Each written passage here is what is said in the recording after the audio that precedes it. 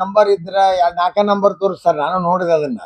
ನಾಲ್ಕ ನಂಬರ್ ಅವ್ ಪೂರಾ ಬೆದರಿಕೆ ಹಾಕೋರು ಪೂರ್ತಿ ನಂಬರ್ ತೋರಿಸಿ ಅವ್ರ ಮೇಲೆ ಕಂಪ್ಲೇಂಟ್. ಸರ್ಕಾರ ನಿಮ್ದೈತಲ್ಲ, ಇಲ್ಲಿ ಅರೆಸ್ಟ್ ಮಾಡಿರಲ್ಲ, ಯಾರು ಮಾಡ್ಯಾರ?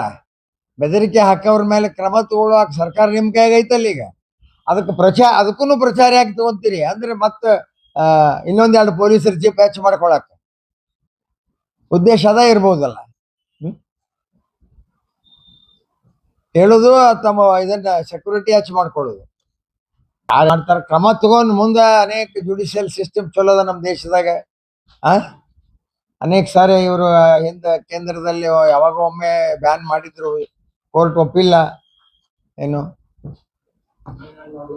ಇಲ್ಲಿನೂ ಅನೇಕ ಕಡೆ ಈ ಪಥಸಂಚಲನಗಳು ಆಗಬಾರದು ಅಂತೇಳೇನು ಕೋರ್ಟಿಗೆ ಹೋದವ್ರು ಇದ್ರು. ಅದನ್ನೆಲ್ಲ ಕೋರ್ಟ್ ಮಾನ್ಯತೆ ಸಿಕ್ಕಿಲ್ಲ.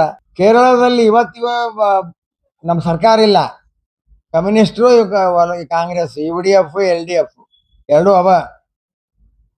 ಏನು ಅಂತಲ್ಲೇ ಅತ್ಯಂತ ಇಡೀ ದೇಶದೊಳಗೆ ಹೆಚ್ಚು ಮಜಬೂತ್ ಸಂಘದ ವ್ಯವಸ್ಥೆ ಇರೋದು ಕೇರಳದಲ್ಲಿ ಐತಿ.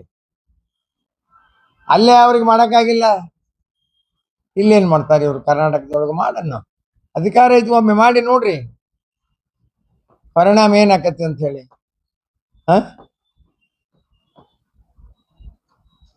ಇವೆಲ್ಲ ತಮ್ಮ ವೈಫಲ್ಯಗಳನ್ನ ಮುಚ್ಕೊಳ್ಳೋದಕ್ಕ ಜನರ ಒಂದು ಏನು ಮೈಂಡ್ ಸೆಟ್ ಅದ, ಜನರನ್ನ ಮಾನಸಿಕವಾಗಿ ತಪ್ಪು ದಾರಿಗೆ ಎಳೆಯುವಂಥದ್ದು, ಜನರಿಗೆ ತಪ್ಪು ಕಲ್ಪನೆ ಹೋಗೋದಕ್ಕ ಉಂಟು ಮಾಡುವಂತ ಕೆಲಸ ಅವ್ರು ಮಾಡ್ತಾರೆ.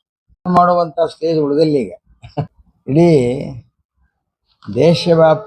ದೇಶವ್ಯಾಪ್ತಿಯಾಗಿ ಮತ್ತು ಹೊರದೇಶಗಳಲ್ಲಿಯೂ ಕೂಡ RSS ಚಟುವಟಿಕೆಗಳು ನಡೀತವೆ. ಅವರಿಗೆ ಬಾಯಿ ಚಟಕ್ಕೆ ಅವ್ರು ಏನೇನೋ ಮಾತಾಡ್ತಾರೆ. ಅದರಲ್ಲಿ ಯಾವ ಸತ್ಯಾಂಶನೂ ಇಲ್ಲ. RSS ಅಂದ್ರೆ ಒಂದು ದೇಶಭಕ್ತರ ಸಂಘಟನೆ. 1925ರಲ್ಲಿ ಪ್ರಾರಂಭ ಆಯಿತು. ಅಲ್ಲಿಂದ ಇಲ್ಲಿವರೆಗೆ ಅನೇಕ ಸೇವಾ ಕಾರ್ಯಗಳನ್ನು ಮಾಡ್ಕೊಂಡು ಬರ್ತಾರೆ. ಆದ್ರೆ ಇವರು ತಮ್ಮ ಹುಳುಕನ್ನ ಮುಚ್ಕೊಳ್ಳೋ ಸಲುವಾಗಿ, ತಮ್ಮಲ್ಲಿರೋ ಗೊಂದಲಗಳನ್ನ ಮುಚ್ಕೊಳ್ಳೋ ಸಲುವಾಗಿ, ನಮ್ಮಲ್ಲಿ ದೇಶದಲ್ಲಿ ಅನಕ್ಷರಸ್ಥರದಾರ,